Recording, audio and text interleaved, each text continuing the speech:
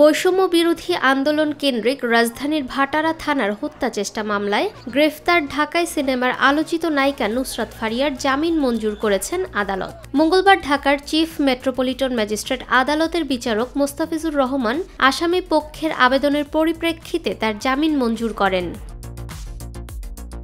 গত 18 মে রবিবার থাইল্যান্ড যাওয়ার সময় ঢাকার হজরত শাহজালাল আন্তর্জাতিক বিমানবন্দরের ইমিগ্রেশন চেকপোস্ট থেকে নুসরাত ফারিয়াকে গ্রেফতার করা হয়। তার বিরুদ্ধে জুলাই গণঅভ্যুত্থানের সময়ের ঘটনায় হত্যা চেষ্টার অভিযোগে মামলার পরোয়ানা ছিল।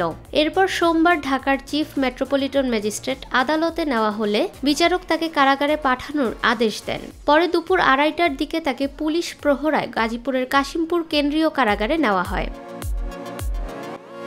রেডিও জকি হিসেবে ক্যারিয়ার শুরু করেন নুসরাত ফারিয়া। এরপর 2013 সালে নাম লেখান উপস্থাপক হিসেবে। কয়েকটি নাটকেও অভিনয় করেন তিনি। 2015 সালে বাংলাদেশ ভারত যৌথ প্রযোজনায় আশিকি সিনেমায় বড় পর্দায় অভিষেক হয় তার। প্রথম সিনেমায় দুর্দান্ত সাড়া ফেলেন তিনি।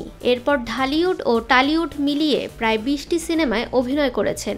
সবশেষ গত ঈদে তার অভিনীত জিন 3 সিনেমা মুক্তি পেয়েছে প্রেক্ষাগৃহে। ফাহমিদা বিনতে আনোয়ার, নিরপেক্ষ নিউজ ডেস্ক।